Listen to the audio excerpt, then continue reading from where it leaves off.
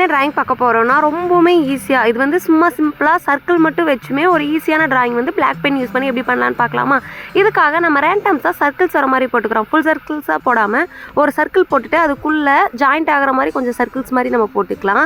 இப்போ ஒரு 4 பார்ட்டாக பிரித்து போட்டு முடிச்சுட்டு அதுக்குள்ளே குட்டி குட்டி சர்க்கிள்ஸ் வர மாதிரி போட்டிருக்கோம். இந்த டிராயிங் பண்ணுறதுக்கு நமக்கு டிராயிங் தெரிஞ்சிருக்கணும்லாம் எதுவும் கிடையாது.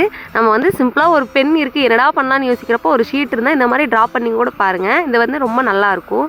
இப்போது ஃபுல்லாக நம்ம சர்க்கிள் வந்து போட்டுட்டு எக்ஸ்ட்ரா ஒரு லைன் வந்து அந்த சர்க்கிள்ஸ் எல்லாம் கம்ப்ளீட் பண்ணுற மாதிரி நம்ம போட்டுக்கலாம்.